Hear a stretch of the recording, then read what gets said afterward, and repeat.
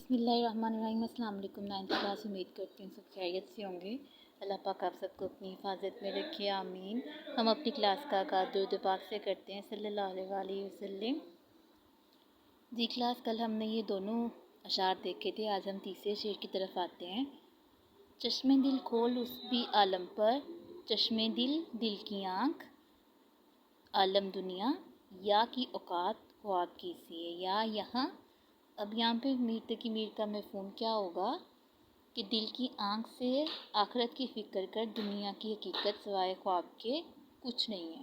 اب یہاں پہ دنیا میں صرف کیا ہوتا ہے کہ انسان ایک دفعہ دنیا میں آتا ہے، اور یہاں کی رنگینیاں اس قدر دل فریب ہے کہ انسان اس میں کھو جاتا ہے اور مصروف ہو جاتا ہے، اپنا وقت ضائع کرتا ہے، اور اسے بالکل بھی اس بات کا گمان نہیں ہوتا کہ موت جو ہے وہ کبھی بھی اس کے سر پہ آ سکتی ہے۔ اس لیے موت تو اٹل ہے، وہ تو حقیقت ہے، وہ تو آنی ہی آنی ہے۔ تو وہ یہی بات یہاں پہ کہتے ہیں کہ چشمے دل کھول، دل کی آنکھ کھول اس بھی عالم پر، اس بھی عالم پر کہ یہ دنیا ہے یہاں پہ یا کی اوقات خواب کی سی ہے۔ یہاں کی جو اوقات ہے، یہاں کی حیثیت ایک خواب ہے۔ جیسے کہ دوسرے مصرے میں یہ بات کی گئی ہے کہ زندگی تو عارضی ہے، یہاں کی حیثیت ایک خواب جیسی ہے۔ جیسے کہ انسان خواب میں نیند کی حالت میں سویا ہوتا ہے اور خواب دیکھتا ہے اور کچھ اور ہی محسوس کرتا ہے، اور اس کے بعد کیا ہوتا ہے کہ جب حقیقت کچھ اور ہوتی ہے، جب وہ بیدار ہوتا ہے تو حقیقت کچھ اور ہوتی، تو ایک دھوکہ، ایک فریب ہوتا ہے۔ تو یہی بات یہاں پہ میر تقی میر نے کی ہے کہ اب بھی وقت ہے زیادہ سفر کی، کر لو فکر تو فیل۔ اب بھی وقت ہے زیادہ سفر کی، کر لو فکر تو فیل۔ چڑیاں چگ گئیں کھیت تو پھر دور کھڑے پچھتاؤ گے۔ اب یہاں پہ کیا کہہ رہا ہے کہ آپ لوگ نا آخرت کی تیاری کر لو۔ اب یہاں پہ دوسرا شعر ہے کہ یہاں پہ شعر نمبر 4 ہے کہ بار بار اس کے در پہ جاتا ہوں، بار بار مسلسل در دروازہ، حالت اب اضطراب کی سی، اضطراب پریشان۔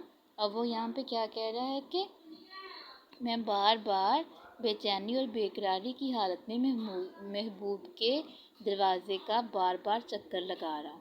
اب یہاں پہ شاعر جو ہے وہ کیا کرتا ہے کہ وہ دن کے منظر سے کم نہیں ہے، اس کے لیے جو عید کے منظر سے کم نہیں ہے، اس کے لیے وہ دن جب اس کی محبوب سے ملاقات ہوتی ہے، وہ یہی بات یہاں پہ کہہ رہا ہے کہ نہ تو اسے محبوب کا وصل نصیب ہے اور نہ ہی اس سے ملاقات۔ وہ کیا کرتا ہے، اسی شوق عالم میں وہ بار بار اس کی گلی کا چکر لگاتا ہے، مگر مایوس ہو جاتا ہے، اس کے دروازے پہ جاتا ہے، حالت اب لیکن پھر بھی وہ کیا ہے کہ وہ بہت پریشان ہے کیونکہ اس کی ملاقات نہیں ہو پا رہی ہے۔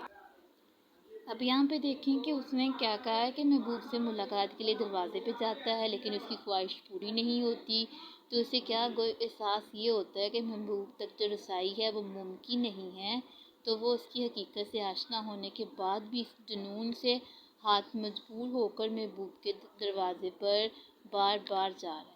اب اس شعر میں یہی بات کی جا رہی ہے، تو اگر ہم کلام ہو جائے، ہم فقیروں کا کام ہو جائے۔ اب یہاں پہ کہہ رہا ہے کہ تو اگر ہم کلام ہو جائے، ہم فقیروں کا کام ہو جائے۔ اب یہ یہاں پہ شعر جو ایڈ کیا جا رہا ہے۔